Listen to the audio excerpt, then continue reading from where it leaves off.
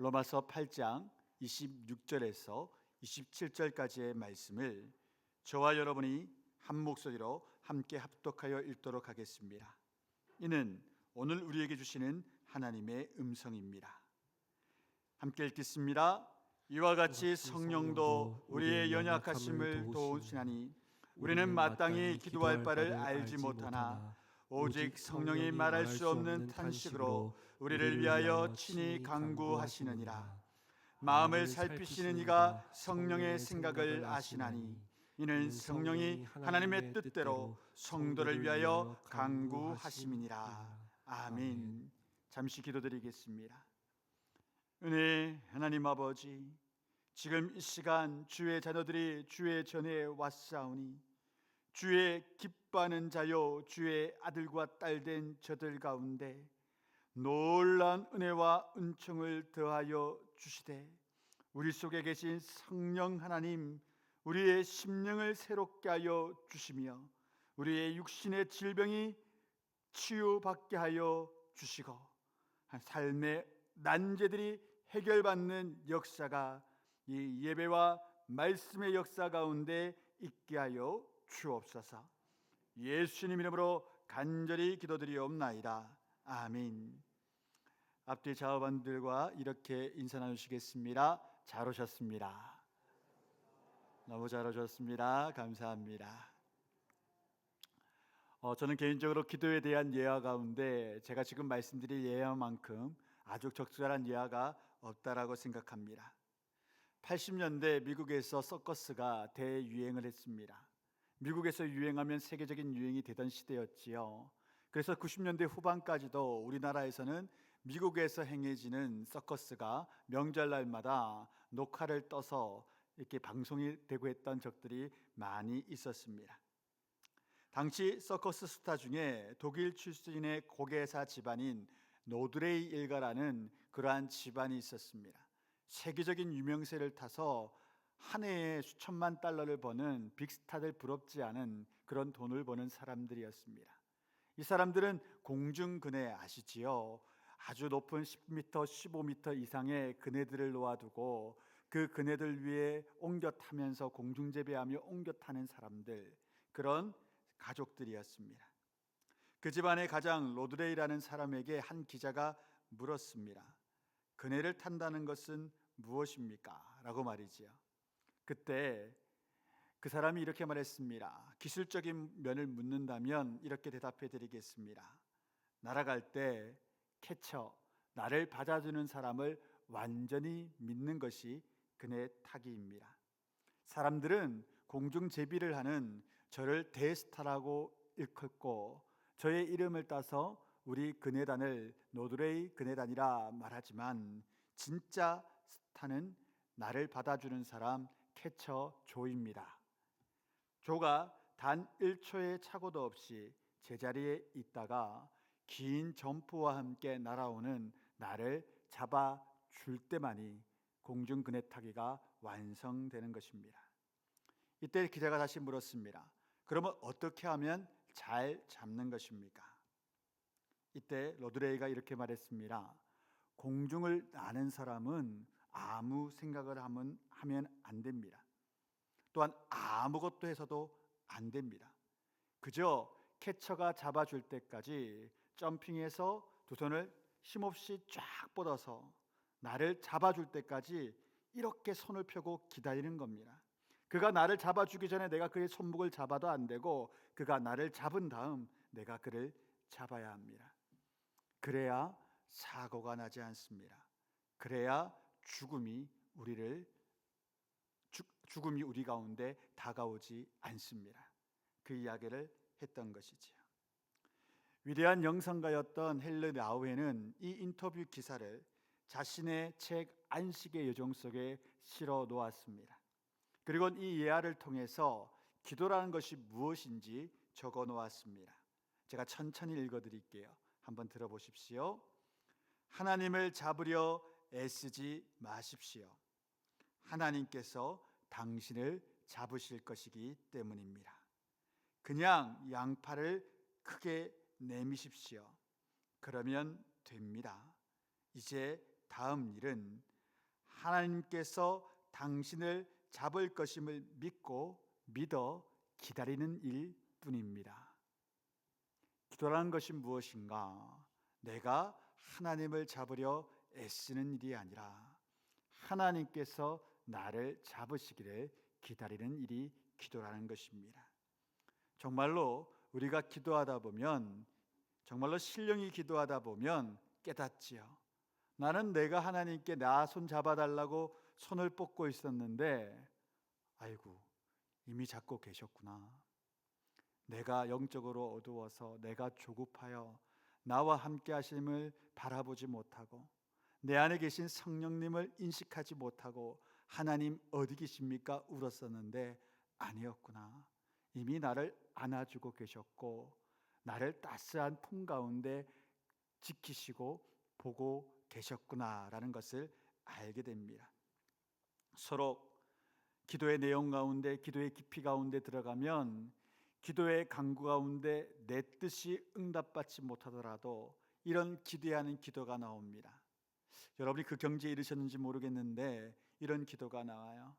하나님, 내 뜻대로 되는 것보다 하나님 뜻대로 되는 것이, 여러분 좀 이해 잘하기 위해서 이렇게 좀 표현할게요. 그것이 내 인생의 로또요, 수지요, 대박입니다. 정말 그래요. 우리의 뜻대로 되는 것, 우리는 그것이 내 삶 가운데 가장 큰 성공이라고 여길 수 있지만 종국에는 그것 때문에 내가 비참해지고 때로 바보가 되고 절망 가운데 들어가게 됩니다. 가장 큰 기도의 응답은 내 하나님의 뜻이 내 삶 가운데 이루어지는 것입니다. 우리 하나님께서 우리에게 시시한 인생 살게 하시겠습니까? 우리에게 절망의 인생을 살게 하시겠습니까? 절대 그러실 수가 없지요.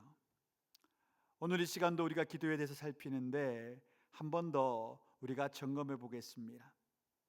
기도라는 것은 우리가 지난 시간들에 살피던 것처럼 하나님과의 대화라고 했습니다. 그렇다면 이 하나님과의 대화 가운데 당사자인 기도를 올리는 우리가 더 이 기도의 시간을 기다릴까요? 아니면 하나님이 더 기다리실까요? 예를 들어 우리가 지금 나이가 들어 90, 100세가 되었다 가정해보고 아들네, 딸네, 손주네가 우리와는 조금 떨어진 거리에 살아갑니다. 그러면 누가 더 전화통화하기 원하겠습니까? 아들, 딸, 손주들일까요? 아니죠. 귀찮아서 우리가 전화하지는 않겠지만, 그들이 귀찮아할까 봐 전화하지는 않겠지만 그 전화를 저는 항상 기다릴 것 같아요. 부모님에게 전화 자주 하세요. 항상 기다리세요. 하나님도 마찬가지세요. 우리의 기도와 간구를 왜요? 베풀어 주시려고, 은혜 주시려고, 응답해 주시려고 말입니다. 우리가 기도를 그런데 잘못 이해하면 이 기도를 나의 요구가 충족되는 시간으로 오해할 수가 있습니다. 나의 소원풀이하는 것으로 기도를 오판할 수 있습니다. 그런 기도는 이방 사람들, 이방 종교들이 하는 주문과 다를 게 없습니다. 비나이다 비나이다 내 뜻대로 되기를. 하나님은 그런 것을 기도라고 한 번도 말씀하신 적이 없습니다. 성경 속에 나온 기도는 사랑하는 성도인 저와 여러분이 하나님과의 대화를 통하여 하나님의 뜻을 듣고 알아서 주의 뜻이 내 삶 가운데 이루어지기를 내게 거룩한 능력을 더하여 주시고 그 뜻대로 살아갈 수 있는 권능을 부어달라 기도하는 것이, 그렇게 요청드리는 것이 기도라 설명되어져 있습니다. 창세기 12장에 나타나는 아브라함의 예를 한번 살펴보겠습니다. 아브라함은 75세 때에 하나님과의 첫 대화 기도를 시작하였습니다. 그때 하나님께서 창세기 12장 1절과 2절에 이렇게 말씀해 주셨습니다. 우리 함께 읽어보겠습니다. 함께 읽습니다. 너는 너희 고향과 친척과 아비지의 집을 떠나 내가 내게 보여줄 땅으로 가라. 내가 너로 큰 민족을 이루고 내게 복을 주어 내 이름을 창대하게 하리니 너는 복이 될지라. 아멘. 2절 말씀만큼 놀라운 말씀이 어디 있습니까? 한 개인에게 너는 한 민족의 시조가 될 것이다. 이건 뭐 몇 조 원대의 기업을 일굴 것이라는 것은 비교도 안 되는 축복이지요. 그리고 내 이름을 창대하게 될 것이며 너라는 존재가 사람들이 일컫기를 블레싱, 복이라고 일컬을 것이다. 놀라운 능력이죠. 2절 말씀만 읽으면 좋아요. 그런데 먼저 주신 하나님의 뜻을 보세요. 하나님의 뜻대로 1절 말씀대로 살 때에야 2절에 복이 오는 거예요. 1절 말씀 우리가 읽었잖아요. 너는 너의 고향과 친척과 아버지의 집을 떠나 내가 내게 보여줄 땅으로 가라. 익숙했던 것, 내 성공적인 기반이 있었던 것, 75세가 될 때까지 그 터전을 다 닦았던 것, 나에게 큰 유산을 물려줄 아버지가 있는 것, 나의 가업이 있던 것, 하나님 명령하십니다. 그 모든 것 뒤로하고 떠나라. 그러면 그의 친족들과 친구들이 묻지 않았겠습니까? 그분이 어디로 가라는데? 근데 답이 없는 말 아닙니까? 아직은 어디로 가야 할지 말씀해 주지 않으신데 내가 떠나면 그때야 나를 인도하시고 어디로 갈 땅이라고 지시하신대. 여러분, 기도라는 것은요, 편리하고 익숙했던 다람쥐 쳇밟기 돌아가는 내 삶 가운데 하나님의 뜻, 다른 말로 하면 믿음의 모험이 있는 삶으로 인도하는 것이 하나님께 나아가는 기도입니다. 기도하면 하나님께서 이 재미없는 삶을 살아가는 우리에게 매일 그렇게 똑같이 실증나는 삶을 살고 있는 우리에게 아니야, 삶은 신나는 곳이다. 내가 너를 이 땅 가운데 기쁘고 신나게 살라고 불렀지 우울하고 짜증나고 한숨 쉬게 하라고 부르지 않았어. 어디 한번 내 뜻대로 떠나볼래? 라는 음성이 들려지는 것입니다. 사랑의 하나님께서 내 삶을 이끄시는 역사를 보게 되는 것이지요. 여러분 가운데 깝깝한 신앙의 정체성, 정체되어 있는 신앙 때문에 깝깝한 영성을 가진 분들이 계실 겁니다. 내 신앙이 자라나고 싶고 내 신앙이 뻥 뚫린 것처럼 살고 싶은데 항상 나의 신앙은 제자리 걸음이다 하시는 분들 잘 들어보십시오. 그 이유가 어디에 있습니까? 기도 가운데 나와서 이전까지 순종하지 못했던 그 영역을 하나님이 순종하라는 음성을 들을 때 순종하지 못하고 그걸 내가 어떻게 합니까? 그걸 내가 왜 합니까? 혹은 그런 소리가 들려질까 봐 하나님 앞에 나와서 깊이 기도하는 시간을 가지는 것을 주저하는 분들도 계십니다. 바로 그 이유로 우리의 신앙이 자라지 않습니다. 요나 같은 선지자도 그런 영적인 감이 있었습니다. 자기가 너무 싫어하는 일, 저 원수나라 니느웨에 가서 아시리아에 가서 그 수도 니느웨 성에서 회개를 말하라는 하나님의 말씀이 너무 싫었어요. 그 믿음이 있었거든요. 하나님의 권능이 그 도시에 임해서 회개하여 다시 저들의 생명이 돌아올까 염려해서 하나님께 기도하는 걸 그만두고 도망가 버립니다. 다시스로. 우리도 그럴 때가 있어요. 여러분 잘 생각해 보세요. 아까도 말씀드렸지만 내 뜻대로 사는 것이 가장 큰 복인가? 아니면 하나님의 손에 올려주셔서 하나님의 뜻대로 내 삶이 살아가는 것이 가장 큰 복인가? 아브라함은 이걸 알았어요. 내 뜻대로 살아가면 이 땅 가운데 촌부로 지주로 살다 죽겠지. 뭐 내 형님처럼 내 동생처럼 조금 나으면 저 거부인 우리 아버지처럼 살다 죽겠지. 그런데 내가 지금 하나님의 뜻에 맞춰 본토와 친척과 아비 집을 떠나면 내 삶은 하나님이 만드시는 삶, 하나님이 이끄시는 하나님과 같은 삶을 내가 살아가겠지. 그 믿음이 그에게 있은 겁니다. 영원한 축복, 죽어서도 사라지지 않는 영광적인 그 존재의 가치를 아브라함이 바라보았던 겁니다. 사랑하는 성도 여러분, 하나님의 뜻을 들으려고 애쓰십시오. 기도는 바로 그러한 시간입니다. 공중 그네를 할 때 아까 말씀드린 것처럼 캐쳐의 손에 내 손을 맡기지 못하고 그 손을 잡으려고 그 손을 내가 이끄는 대로 이끌려고 힘을 주는 순간 떨어져 버립니다. 이와 마찬가지로 우리가 하나님의 거룩한 백성이여 자녀임에도 불구하고 우리 인생의 상 가운데 실패와 절망이 찾아올 때가 있습니다.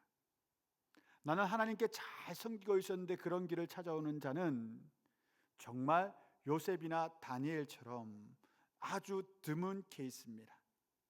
10,000명의 성도가 있다면 한 그중에 10명 정도가 그런 고난을 받습니다. 의를 위한 핍박 말입니다. 한국 땅에서 그런 것 같아요. 그런데 대부분 크리스찬들이 실패하고 낭망하고 절망의 상황을 빠지는 것을 목회자로서 양심적으로 바라보면 대부분은 우리 인생길에서 우리가 예수님과 하나님의 손을 놔버리고 내 뜻대로 살려 할 때 넘어지고 또한 쓰러지는 겁니다. 저는 여러분들이 그런 실패를 안 했으면 좋겠습니다. 예수 믿는 사람이 하나님이 살아계심에도 불구하고 절망 속으로 스스로 돌아가는 삶을 선택하지 않으셨으면 좋겠습니다. 그럼 그것을 그렇게 살아갈 수 있는 방법이 어디에 있나?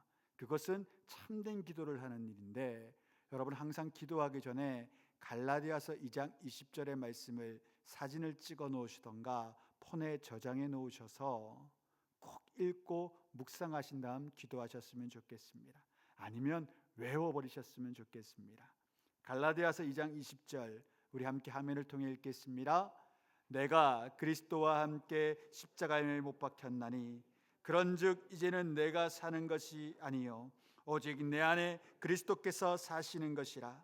이제 내가 육체 가운데 사는 것은 나를 사랑하사 나를 위하여 자기 자신을 버리신 하나님의 아들을 믿는 믿음 안에서 사는 것이라. 아멘. 이 육체라는 껍질 가운데 우리의 본성인 영혼이 숨어 있지 않습니까? 안에 있지 않습니까? 그러면 그 육신의 껍질에 일어나는 그 상황이 하등하게 보여야 합니다. 내 본질인 영혼의 속성들을 바라보며 나를 살리기 위해 자기 생명을 살리신 그리스도께서 내 안에 엄연히 살아계심을 믿는 믿음 가운데 기도하는 겁니다. 그럼 어떤 일이 벌어질까요?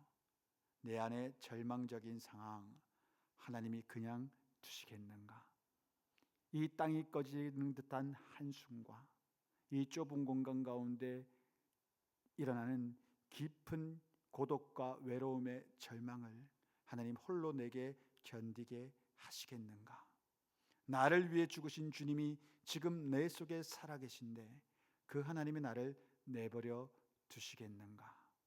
그 믿음이 생겨나는 것입니다. 그때 믿음 가지고 하나님께 나아갈 수 있는데 그런 기도를 드렸던 모든 이들 가운데 그들의 개인적인 삶에 혁명적인 일이 일어났습니다. 혁명적인 일이란 내가 꿈꿀 수 없는 삶이요 내 능력으로는 이룰 수 없는 일이 일어난다는 것이지요. 그런 기도를 통해 아무것도 아니었던 구두 수송공이었던 D.L. 무디 수송공은 어느 날 성령의 감동으로 역사상 가장 위대한 목회자와 설교자가 될 수 있었습니다. 또한 아무것도 아니었던 구선 낙선 의원이었던 에브라함 링컨은 의원도 아니었죠. 9번이나 낙선을 했으니까 10번째 초선 의원이 되었는데 기도를 통하여 지금까지도 가장 이 세계 가운데 위대한 정치가로 남아 있습니다. 미국을 넘어섰지요. 전부 다 정치인들이 링컨처럼 이름난 사람 되고 싶어 욕심내지 않습니까? 마찬가지로 오늘 이 시간에도 우리는 바른 기도, 하나님이 원하시는 기도를 통하여 천성교회가 세계의 복음화와 천안의 복음화 위에 우뚝 서는 교회가 될 줄로 믿습니다. 여러분 개인의 삶에 있어서도 동일합니다. 우리 개인의 삶에 있어서도 내가 주의 음성 들어 하나님의 뜻이, 나의 존재의 목적이 그 하나님의 뜻과 합일되어 이 세상을 살아가기 시작하면 우리의 삶의 걸음이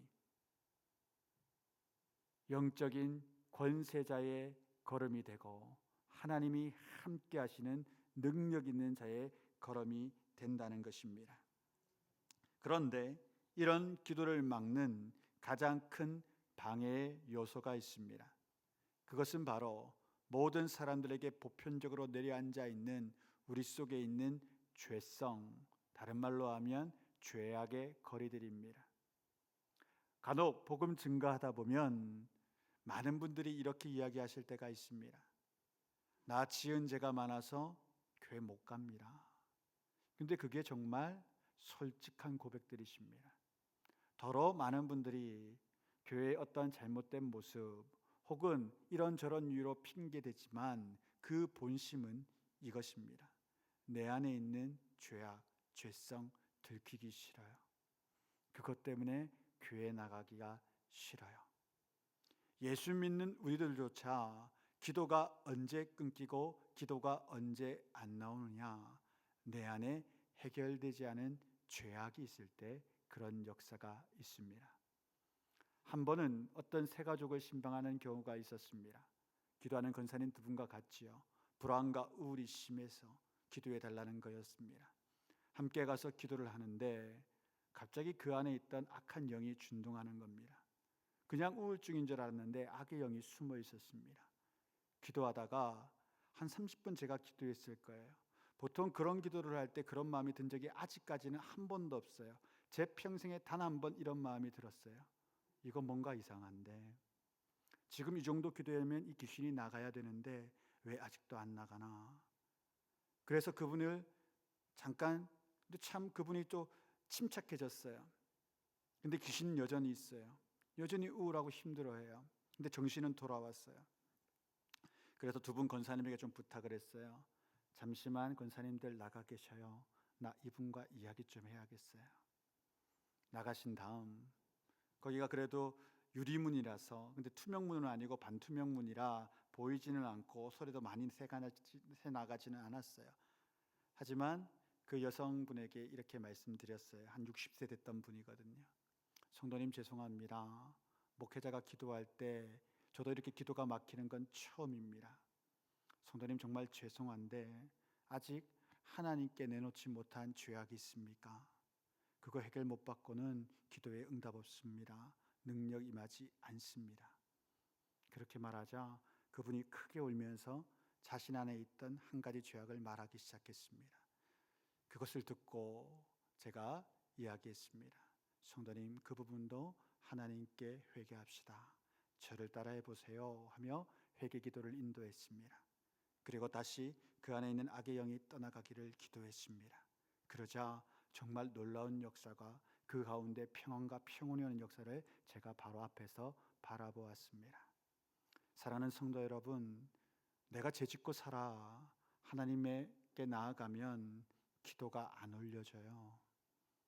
순수할수록 기도가 목에서 딱 막히고 머릿속에서 생각이 정지가 돼요. 그때 조금 고마워하세요. 내 안에 죄가 있으니까 기도조차 제대로 나오지 못하는구나. 우리 어린 아이들이 그래요. 정말 어린 아이들, 한 3, 4살 되는 아이들, 엄마 아빠한테 예를 들어서 그릇을 하나 딱 깼잖아요. 근데 아무도 몰라. 장난감이 부서졌잖아요. 아무도 몰라. 그런데 걔들이 어떻게 하는지 아세요? 그 근처에도 안 가요.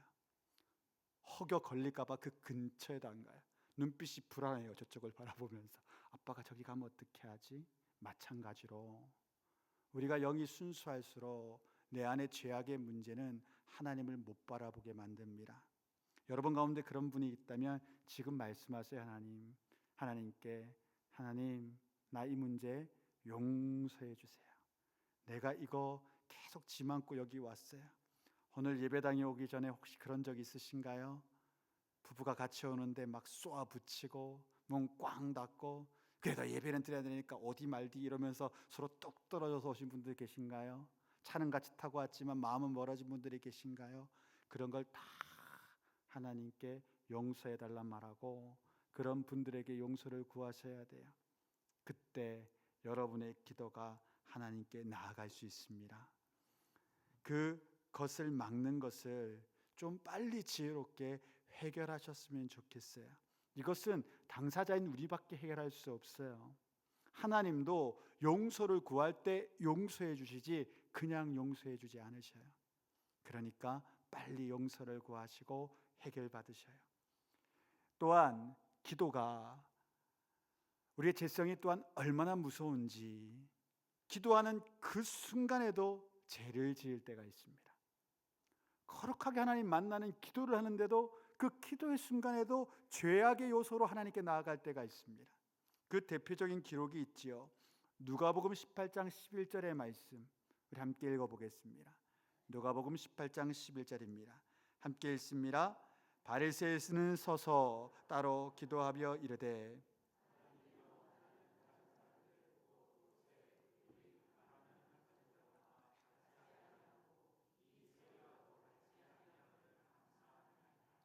이게 얼마나 놀라운 이야기입니까? 거룩하게 하나님과 대화하면서도 나는 저 사람과 달라요. 나는 저 사람보다 훨씬 낫잖아요, 하나님. 나는 저 김집사 입사보다 훨씬 낫죠. 나는 저 목사님보다 훨씬 낫죠. 그래도 내가 더 사랑받을 자 아닙니까? 라고 말하는 가장 큰 죄악인 교만의 죄를 범하고 있는데도 불구하고 이런 분들은 스스로 나 참 기도 잘하지 이렇게 생각한다는 거예요. 바리새인들이 무서운 게 뭐냐면 스스로 나는 하나님 잘 믿는다 생각했는데 예수님이 저들을 향한 평가는 독사의 자식들, 조금 신학적으로 풀어 말하면 사탄의 자식들이라고 이야기하셨어요. 기도하면서 죄를 지으니 사탄의 자식이죠. 그런데 우리가 그렇게 할 수 있다는 거예요. 그렇기 때문에 항상 조심해야 됩니다.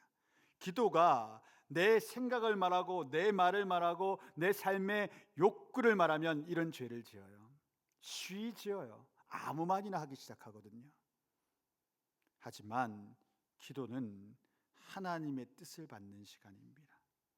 하나님의 음성을 듣는 시간입니다. 예수님께서 겟세마네 동산에서 하신 기도 기억하지 않습니까? 가장 기도의 완성이요 기도의 본이 되는 기도를 하셨습니다. 십자가 지지기가 너무 힘겨워 땀이 피가 될 만큼 고통스러워하며 기도하셨지만 그분의 마지막 기도는 기도의 정석이었습니다. 아버지여 나의 뜻대로 하지 마시옵고 아버지의 뜻대로 행하여 주시옵소서.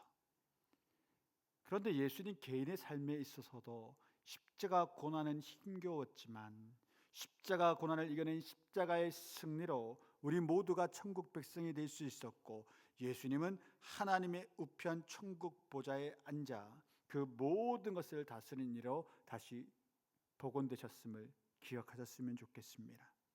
하나님의 뜻대로 살 때 그리스도인은 가장 복된 길이 열리는 겁니다. 그런데 사탄은 계속하여 우리에게 속삭입니다. 너 하나님 뜻대로 살아가면 너가 원하는 그 욕망 그런 것들 하나도 못 이룬다. 하나님 뜻대로 선하고 착하게 살아가면 너 세상 가운데 꼴찌 된다. 엉망된다. 사탄은 하나님의 말씀을 듣는 하나님의 백성들이 그렇게 속아 넘어가기를 원합니다. 그런데 놀랍게도 우리가 하나님의 말씀을 들어 나아가면 절대 그런 삶을 살지 않습니다. 하나님이 세상 가운데 우뚝 솟는 존재로 만들어 주십니다. 저는 여러분들 여기 계신 한 분 한 분 저희 교회에 약 500여 명의 모든 성도님들이 그 경험을 하시기를 원합니다. 내가 하나님을 만났더니 이렇게 역사함을 받는구나. 어제와 다른 이 오늘이 어떻게 이루어졌는가? 하나님께 제대로 고백하고 기도했더니 하나님이 나의 등을 강력히 밀어주시는구나. 그것을 경험하셨으면 좋겠어요. 다른 사람 간증만 들을 것이 아니라 그 간증했던 사람들처럼 내 삶이 그리 되길 수 있는 복이 있기를 주 예수 그리스도의 이름으로 축원드립니다. 우리가 그런 기도를 드릴 때에 또한 한 가지 기억할 것이 오늘 본문이었던 26절과 27절의 말씀입니다. 우리 함께 읽어보겠습니다. 26절과 27절. 이와 같이 성령도 우리의 연약함을 도우시나니 우리는 마땅히 기도할 바를 알지 못하나 오직 성령이 말할 수 없는 탄식으로 우리를 위하여 친히 간구하시느니라. 마음을 살피시는 이가 성령의 생각을 아시나니 이는 성령이 하나님의 뜻대로 성도를 위하여 간구하심이니라. 아멘. 이와 같이라는 말씀이 있으니 그 앞전 말씀을 받는다는 것을 여러분이 알게 되실 겁니다. 그런데 이 이와 같이가 바로 앞에 있는 25절의 말씀을 받는 것이 아니라 1절과 11절, 로마서 8장 1절부터 11절의 말씀을 받고 있습니다. 1절에서 11절의 말씀을 살펴보면 성령께서 우리 위에 거하시고 성령께서 우리를 그리스도의 사람으로 하나님의 양자로 만드심을 기록하고 있습니다. 그리고 12절부터 25절까지의 말씀 전체를 보면 그런 하나님으로부터 아들과 딸로 택해진 우리 가운데 로마 교회와 사도 바울 가운데 그러함에도 불구하고 예수님 잘 믿고 살아가니 사탄의 영에 사로잡힌 로마 제국이 우리를 핍박하지 아니하느냐. 그런 고난과 아픔이 너희에게 있어 너희 가운데 탄식과 믿음에 대한 서로 믿지 않냐라는 기록이 되어져 있습니다. 그래서 26절 말씀을 이렇게 해석하면 됩니다. 너희가 하나님의 자녀임에도 불구하고 고난과 의심으로 말미암아 그것을 잊어버려 과연 내가 하나님의 자녀가 맞던가? 과연 하나님께서 나를 사랑하시는가? 정말 하나님이 나를 사랑하신다면 내게 왜 이런 일을 허락하셨는가? 라고 말하는 그 순간에도 성령께서 너희와 우리의 연약함을 도우시나니 우리는 마땅히 기도할 바를 알지 못하나 오직 성령이 말할 수 없는 탄식으로 우리를 위하여 친히 간구하시느니라. 말할 수 없는 탄식. 성령은 어디에 계십니까? 우리 안에 계신다고 예수님 설명해 주셨습니다. 우리가 예수 그리스도를 믿는 이유도 성령께서 우리 안에 계셔서 우리의 입술로 고백하고 우리 가운데 믿음을 허락하여 주시는 겁니다. 여러분 상식적으로 생각해 보세요. 진화론을 거부하고 이곳 가운데 하나님이 이 세계를 창조하셨다라는 것을 믿는 여러분들, 상식적으로 그게 갑자기 믿겨지셨잖아요. 여전히 못 믿고 계십니까? 그럼 좀 곤란하긴 한데 그런 믿음이 갑자기 주어졌어요. 우리의 생각과 사고과 이성을 넘어서는 믿음이에요. 이어령 선생이 그렇게 말했거든요. 갑작스럽게 믿게 됐다고. 난 이게 얼마나 내가 지적인 사람인데 내가 얼마나 큰 무신론자고 한국에서 무신론 학자라고 그러면 내가 1등이었는데 어느 순간 갑자기 그 하나님이 믿겨져 버린 거예요. 누가 하시는 거예요? 성령께서. 우리 안에 계신 성령께서. 그런데 그 성령이 우리 안에 계신 까닭에 우리의 고난과 아픔과 그 모든 것을 아시잖아요. 그래서 우리가 기도하러 나갈 수 없는, 이건 죄랑은 다른 문제, 고난과 아픔과 마음이 힘들어서 하나님께 나아갈 수 없는 그때, 여러분 너무 힘들 때 여러분 어떻게 기도하셔요? 방울 떼굴떼굴 구르는데 말이 안 나와요. 막 흐느끼면서. 고작 한다는 말이 이거 아니셔요? 저도 그랬는데 아버지 혹은 그래요 주여, 그러면서 눈물이 하염없이 흐르죠. 여러분 그때가 어떤 때인 줄 압니까?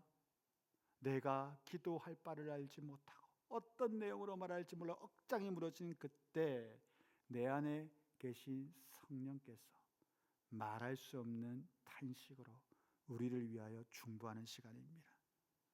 그 덕에 우리가 여기에 있는 것입니다.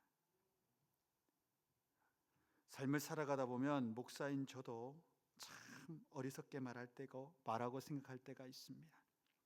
뭔가 일이 잘 되면 내가 하나님께 좀 충성되게 살았더니 하나님이 이런 복을 주시는구나. 뭐가 좀 안 되면 아유, 내가 하나님께 뭘 잘못했나? 혹은 하나님이 나를 사랑하시지 않나? 나를 사랑한 건 과거의 일이요 지금은 아니신가? 이렇게 목회자도 성마른 도마처럼 의심하고 믿음이 없을 때가 있었습니다. 그런데 여러분, 그렇지 않습니다. 그런 일이 일어나는 일들도 다 하나님께서 합력하여 선을 이루기 위하심을 믿으셔요. 믿음은 모든 것을 가능케 한다고 하나님 말씀하여 주셨습니다. 네, 하나님, 나를 위해 이 땅 가운데 인간의 태를 빌려 피조물로 오신 그 창조주 하나님이 나를 사랑하여 내 대신 십자가 위에서 죽으셨음을 기억하셔요. 그렇다면 그 하나님은 절대 우리를 그 절망의 상황, 그 어려움의 상황 가운데 홀로 처하게 하지 않으십니다. 그저 두 손을 쫙 뻗고 계십시오. 하나님 반드시 잡으십니다. 그리고 이미 잡고 계심을 여러분 알게 하실 것입니다. 사탄은 항상 우리의 이런 정체성을 무너뜨리려 합니다. 일 일어난 거 봐라. 하나님 너 사랑하는 거 맞겠냐? 이런 사고 일어난 거 봐라. 너 가운데 하나님께서 복을 주신다면 이거 막아주셨겠지? 일어난 거 보면 너는 크게 사랑을 못 받아. 항상 사탄은 우리의 정체성을 무너뜨리려 합니다. 마태복음 3장 17절 우리 함께 읽어보겠습니다. 함께 읽습니다. 하늘로부터 소리가 있어 말씀하시되 이는 내 사랑하는 아들이요 내 기뻐하는 자라 하시니라. 예수님께 하신 말씀이지만 하나님의 아들과 딸, 양자와 양녀가 된 우리에게도 동일한 말씀으로 적용되는 하나님의 메시지입니다. 이는 내 사랑하는 아들이요 내 사랑하는 딸이요 내 기뻐하는 자라가 우리의 아이덴티티, 정체성입니다. 하나님 우리 보시고 너무 기뻐하세요. 한국의 어떤 유튜브 쇼츠를 봤어요. 이제 막 3개월, 4개월, 5개월 됐나 기지지도 못하는 아기를 이렇게 젊은 부부가 할아버지 할머니 집에 와서 띵동 띵동 하는데 그 문 앞에 애만 이렇게 안아갖고 놔두는 거예요. 할아버지가 누구예요? 하고 문 열었는데 손주가 빵긋빵긋 여기 썩여 있으니까 할아버지가 어떻게 하는 줄 알아요? 어이구 어이구 어이구 하더니 애만 들고 들어가 버려요. 저기서 안에서는 또 그 어머님 되는 분이 와 이러고 있어요. 이게 뭐예요? 기뻐하는 거죠. 너무 기쁜 거죠. 하나님 우리를 그렇게 여기셔요. 우리가 무엇을 해드렸는가 아무 상관없어요. 우리가 지금 어떤 마음으로 나가는 것도 아무 상관없어요. 하나님은 우리의 존재 그 자체로 우리를 기뻐하십니다. 그분이 왜 우리 기도를 안 들어주십니까? 그죠? 그분의 뜻이 무엇인지를 구하십시오. 그 뜻대로 살 수 있는 능력 달라고 간구하십시오. 그것이 가장 큰 은혜입니다. 그런데 예수님에게조차도 이는 내 사랑하는 아들이요 내 기뻐하는 자라 라고 그 음성을 들었던 예수님에게도 이 말씀들은 직후 마태복음 4장에 사탄이 등장합니다. 그리고 예수님에게 이렇게 요청합니다. 하나님이 기뻐하시는 자요 그 아들이 되지 마시고 돌을 명하여 떡을 만드는 기적의 사람이 되십시오. 유혹합니다. 하나님의 아들의 자리에 있지 말고 성전에서 뛰어내려 천사의 수종을 두는 사람들이 경배할 우상이 되십시오. 유혹합니다. 세상의 모든 권세들을 다 보여준 다음 하나님이 사랑하시는 그 십자가의 길, 그 길 걸어가는 하나님의 위대한 아들이 되지 마시고 이 세상의 모든 것을 쟁취하는 정복자가 되라고 유혹합니다. 하물며 우리들이겠습니까? 계속 하나님의 뜻대로 살지 말라 말하죠. 그 뜻대로 살면 안 돼. 이런 길, 너가 소망하는 길, 너의 욕망과 욕구를 이루는 길, 심지어 기도할 때도 그 욕망과 욕구를 이루게 해달라고 하나님께 기도하게 만드는 시험에 빠지지요. 이런 말씀 우리가 다 들었는데도 불구하고 우리의 기도가 그래도 하나님 내 은행 잔고가 확 늘어나게, 내 욕구, 내 욕망이 이루어지는 기도. 다시 말씀드리지만 여러분의 욕망과 욕구가 이루어진다고 해서 여러분의 삶 가운데 행복이 주어지지 않습니다. 이거 정말 무서운 이야기 아닙니까? 우리는 착각하거든요. 내 욕망과 욕구가 이루어지면 행복하리라. 절대 그렇지 않아요. 저는 그것 때문에 피눈물을 흘리는 부모님들을 많이 봤어요. 유명한 미국의 대학에 턱턱 합격 보내고 미국의 유명한 시험 다 합격한 아들과 딸들, 한국에서도 내로라는 대학 다 들어갔고 의사 되고 법관 된 아들과 딸들, 이제 그 어른들이 70이 됐어요. 80이 됐어요. 가슴을 치시는 거예요. 제 앞에서. 그 당시 애들 공부할 때 예배 안 드려도 된다 했습니다. 지금은 공부할 시기라 이야기했습니다. 이것들이 50, 60이 됐는데 여전히 하나님 모르고 살아갑니다. 내가 얼마나 큰 잘못을 했는지 모르겠습니다. 시간을 되돌렸으면 좋겠습니다. 유학을 괜히 보냈습니다. 괜히 서포팅했습니다. 가슴을 치세요. 가슴을. 왜요?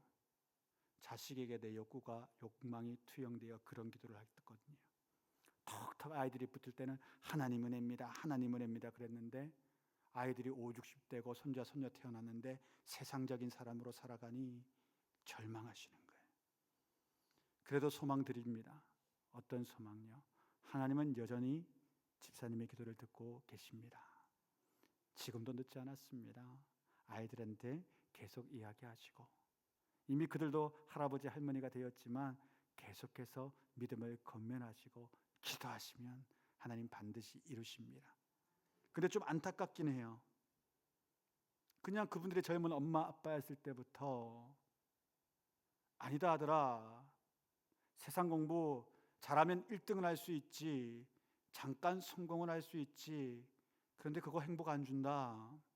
조금 성적 내려가도 된다. 조금 미달된 학과 가도 된다. 그런데 하나님이 들었으시면 세계적인 사람 되는 건 내가 많이 봤다. 저에게 리스트가 있어요. 요새 한 500명 정도 제가 소개해 드릴게요. 그런 사람들 여기 딱 해주는 거예요. 믿음이다. 하나님 섬김이다. 말씀에 충성이요 순종이지 인생의 성공과 1등 되는데 목숨 걸지 마라.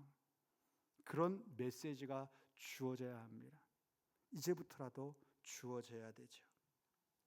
우리가 그런 말을 하기 시작하고 나는 하나님께서 사랑하시는 자녀고 기뻐하는 자라는 정체성이 우리 가운데 굳건해지고 우리 아이들에게 굳건해지면 이 고백을 하게 됩니다. 빌립보서 4장 13절의 말씀 함께 읽겠습니다. 내게 능력 주시는 자 안에서 내가 모든 것을 할 수 있느니라. 사도 바울의 이 고백은 자기가 얼마나 하나님께 사랑받는 자임을 알기 때문에 하는 고백입니다. 여러분, 그 고백이 회복되는 역사가 우리 모두에게 있기를 주의 이름으로 축원드립니다.